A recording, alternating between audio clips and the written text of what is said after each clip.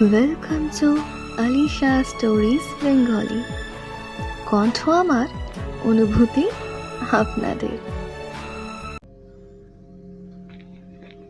একজন প্রত্যক্ষদর্শীর জবানিতে পুরো ঘটনা বর্ণনা। আমার নাম হাকিম মিয়া। পৈতৃকভাবে আমরা ছিলাম বাগেরহাটের দক্ষিণ পশ্চিমে এক ঘন জঙ্গলে ঘেরা গ্রাম, নাম কাবিলপুর। এখন গ্রামটা আর খুঁজে পাওয়া যাবে না, মানচিত্রেও নাই। সরকার সেই জায়গা বর্জিত এলাকা বলে লাল দাগ দিয়ে রেখেছে। কিন্তু আমি জানি কেন রেখেছে।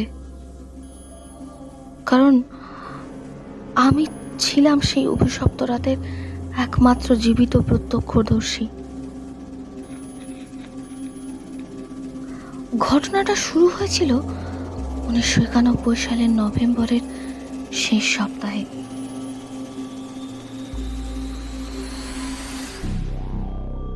শীত জমে এসেছিল, জঙ্গল ঘন হয়ে উঠেছিল,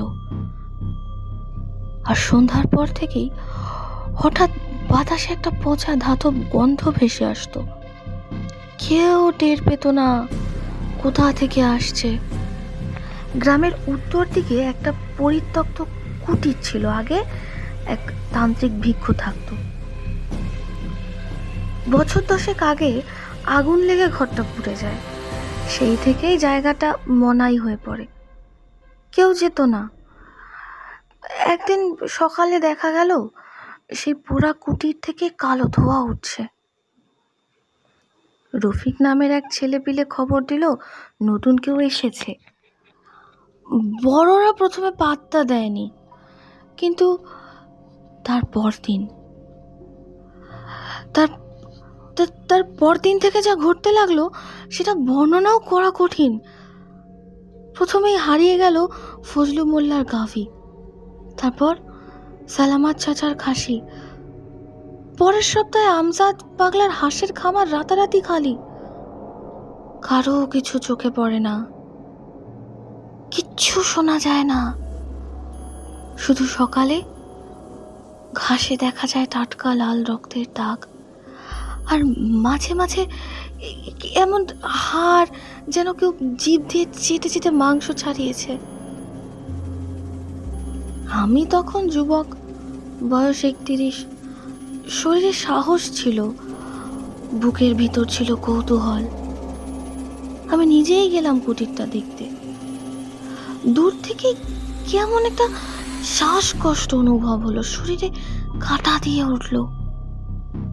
ভেতরে ঢুকে দেখি একজন মাঝ বয়সী পুরুষ বসে আছে, পাথরের মূর্তির মতো, চোখ কোটরের ভিতর গর্ত, আর ঠোঁট জোড়া পুড়ে আছে মনে হলো।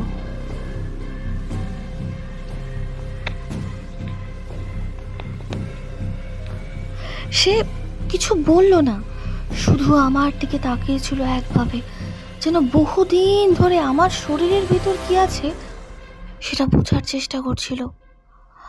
চারপাশে ছড়িয়ে ছিটিয়ে ছিল হাড়, না শুধু হাড় না, মানুষের দাঁতও, ছোট ছোট বটলে লাল কিছু তরল, দেওয়ালে লেখা মাংসের চেয়ে পবিত্র কিছু নেই। সেদিন রাতেই শুরু হলো জাহান্নামের দ্বার খুলে যাওয়ার মতো এক আতঙ্ক। গ্রামে একে একে মানুষ হারাতে লাগলো। প্রথমে জাহিদ, তারপর রুকাইয়া, তারপর হাসান মাস্টারের মেয়ে রিমি। তাদের কোনো দেহ পাওয়া যায়নি, শুধু শরীরের হাড়, কিন্তু এত পরিষ্কার যেন ধারালো ছুরি নয়, বরং কেউ দাঁত দিয়ে গিলে গিলে কেটেছে। মাংস নেই, রক্ত নেই, কেবল হাড়। তখন আমরা গ্রামের কয়েকজন মিলে সিদ্ধান্ত নিলাম, না আর সহ্য করা যাচ্ছে না। আমি, কাশেম ডাক্তার, রবিউল আর মুন্না 4 জন মিলে এক রাতে কুটিরে গেলাম। ঘরের দরজায় তালা নেই, কিন্তু দরজাটা ঠেলে খোলা যায় না, যেন ভেতর থেকে কেউ ধরেই রেখেছে। কাশেম বলল কিছু একটা আছে। এরপর আমি আলতো করে জানালায় তাকালাম। ঘরের ভেতরে যে বসে আছে সেটা মানুষ না। ওর শরীরের গঠন মানুষের মতো হলেও হাতগুলো ছিল অনেক লম্বা। হাতের আঙুল 8টা, আর আঙুলের মাথায় ধারালো নখ যেমন জং ধরা ছুরিতে থাকে। সে হঠাৎ ঘাড় ঘুরিয়ে আমার দিকে তাকালো, কিন্তু ওর চোখে কোনো মানুষই দৃষ্টি নেই। একটা খালি গর্ত, যেন কেউ চোখ তুলে নিয়েছে। রবিউল ভয় পেয়ে দৌড় দেয়, তারপর সে আর জীবিত ফেরেনি। পরদিন সকালে ওর শরীর পাওয়া গেল গাব গাছের নিচে। শরীরের অর্ধেক ছিল না, বুকের মাঝখানটা ফাঁকা, ভেতরে সব কিছু যেন কেউ চুষে খেয়ে নিয়েছে। শরীরের পাশে লেখা ছিল, আমার ক্ষুধা থামে না যতক্ষণ না বিশ্বাস নষ্ট হয়। তারপর আমি বুঝতে পারলাম, নাসিম নামে যে লোকটা কুটিরে থাকে সে মানুষ না, সে একটা কাফের জিন। এবং সে যে ধ্বংস ছড়াচ্ছে সেটা কোনো অভিশাপ না, একটা পরিকল্পিত শিকার। কাফের জিনরা নাকি মানুষের বিশ্বাস ভাঙার জন্য জন্ম নেয়। ওরা থাকে শ্মশান, জঙ্গল আর ভাঙা ঘরে। ওরা মুসলমানের কণ্ঠে আজান সহ্য করতে পারে না, কিন্তু কেউ যখন নামাজ ছাড়ে তখন সে হয়ে পড়ে শিকার। আমরা যখন গ্রামের মানুষদের নিয়ে হুজুরের কাছে যাই, তিনি বলেন, নাসিম যে পথ বেছে নিয়েছে সেটা নিষিদ্ধ জাদুর পথ। সে নিজের আত্মা বিক্রি করে খোলা রেখেছে দরজা, এমন এক দরজা যেটা একবার খুললে মানুষ নয় পুরো গ্রাম ধ্বংস হয়ে যায়। আর সেটাই হলো।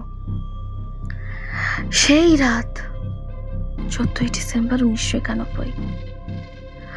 সবাই বুঝে গিয়েছিল কিছু ঘটবে, কিন্তু কেউ প্রস্তুত ছিল না। রাত 12টা। গ্রামের মাঝখানে হঠাৎ একটা বিশাল গর্জন, মাটির নিচ থেকে যেন কিছু বেরিয়ে এলো। কুটির থেকে আগুনের মতো ধোঁয়া উঠছে, ভেতর থেকে ভেসে আসছে একসাথে শত কণ্ঠের কর্কশ আওয়াজ, আরো দাও, আরো মাংস দাও। তারপর আমরা দেখি পুরো কুটিরটা ভেঙে যাচ্ছে না, বরং ধীরে ধীরে মাটির ভিতর ঢুকে যাচ্ছে, যেভাবে জ্যান্ত কিছু গিলে নেয় মাংস। আমরা যারা বেঁচে ছিলাম পালালাম, কেউ পিছন ফিরে দেখিনি। শুধু সকালে কুয়াশার ভেতর কেউ একজন দেখেছিল নাসিম দাঁড়িয়ে, ওর মুখে মানুষের হাড় কামড়ানো, চোখে বিজলি জ্বলছে। আমি এরপর পালিয়ে যাই। 32 বছর হয়ে গেছে, কিন্তু জানেন, গত সপ্তাহে আমার নাতি লালচে একটা কলস কুড়িয়ে এনেছে খেলার ছলে। আমি যখন কলসটা দেখি, শিরদাঁড়া দিয়ে ঠান্ডা নেমে যায়। সেটা সেই কলস যেটার ভেতর তাকে ডাকা হতো। আমি সেটা আগুনে পুড়িয়ে ফেলি, কিন্তু আগুন নেভে না, পানি দিই, শুকায় না। কুড়িয়ে আনা কলসটা এখনো আমার ঘরে এক কোনায় বসে আছে। আর মাঝে মাঝে আমি রাতে শুনি, আরো দাও,